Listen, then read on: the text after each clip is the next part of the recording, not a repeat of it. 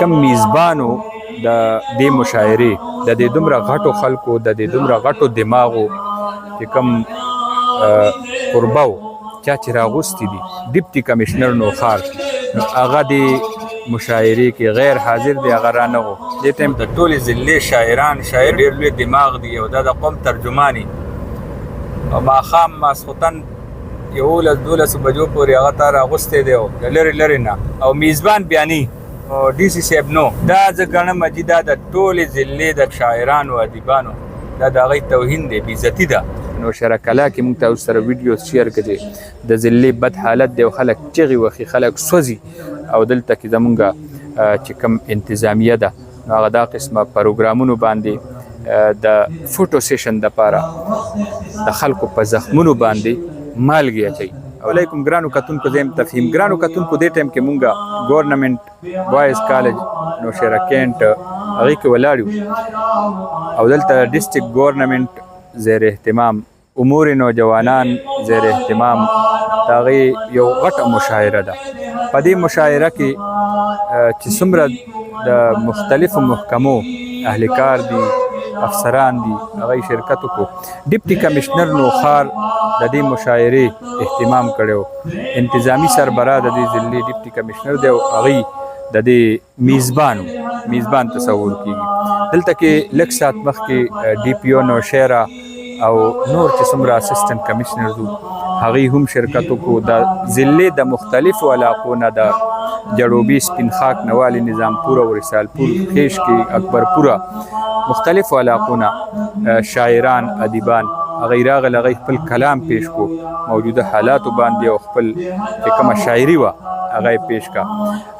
خو دې ټایم کې زه چې کوم بنیادي سوال اوچتول غواړم هغه دا دی چې کم میزبانو د دې مشاعرې د دې دومره غټو خلکو د دې دومره غټو دماغو چې کم قربه و چا چې راغوستي دي ډیپټي کمشنر نوخار هغه د مشاعرې کې غیر حاضر دی، هغه رانغو. دې ټایم کې اخري چې کم محفل دی، اخري شاعران دي هغه دې کې خپل کلام پیش کوي او درنګ ساعت له دا ختمېدو واله دی. نور چې کوم افسرانو د قربه د غیر موجودګۍ د وجې نه هغوی هم دې کې دلچسپي ختمه شوه، هغه لاړل او چې کوم شعرا راغلي و کوم ادیبانو هغوی هم هغه دلجویي ونه شوه چې کم قربه او کم میزبانو او کم انتظامي سربراو نو د هغه غیر موجودګي هغوی ښه محسوس نه کا، د هغوی چې کوم د هغه جوش و خروش هغه ښکاره نه شو.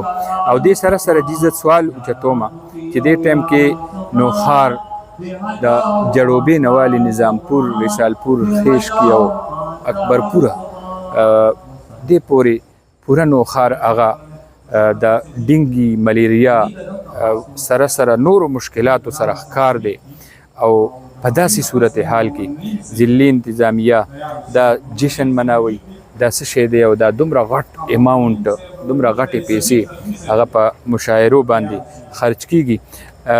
دې ټایم کې په هسپتال کې چې بجلی نشته. نن میا عمر کاکا خیل د هسپتال دوره کړې ده او ایمرجنسي بد حالتو هسپتال انتظامی صورتحالم خراب، هسپتال کې ایمرجنسي کې ادویات نشته، ډینګي صورتحال سره هلته کې سنجیده سوالونه اوچتېږي. په نوشهره کلا کې موږ تاسو سره ویډیو شیر کړي د ضلعې بد حالت دی او خلک چغې وهي، خلک سوځي او دلته کې زمونږ چې کوم انتظامیه ده نو هغه دا قسمه پروګرامونو باندې د فوټو سیشن دپاره د خلکو په زخمونو باندې مالګې اچوي چې خپله خوشحالي مناوي.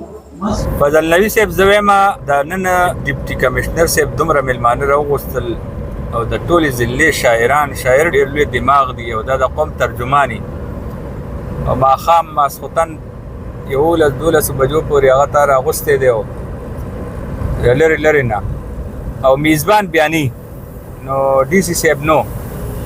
دا زه ګڼم چې دا د ټولې ضلعې د شاعرانو ادیبانو دا د هغوی توهین دی، بېعزتي ده. داسې نه وه پکار. دا د پښتو په وطن کېږي او سړی میلمانه راوغواړي او میلمنه ته لاړ شي قربت یې نه غیب شي. د دې څه معنی ده؟ څه عکاسي کوي؟ هسې هغه نښې له ګوتې وړلو لکه فرضي یو شی دی جوړ کړی دی، دلچسپي پکې نه وه او دا دومره لکونه روپۍ ولګېدې. لکه په دې لکونه روپۍ به دا په پبو کې او په نورو ځایونو کې هم لګي. دا شپه د 12 بجې دی جی، او دا 12 بجې به دا شاعران خپل علاقو ته دي.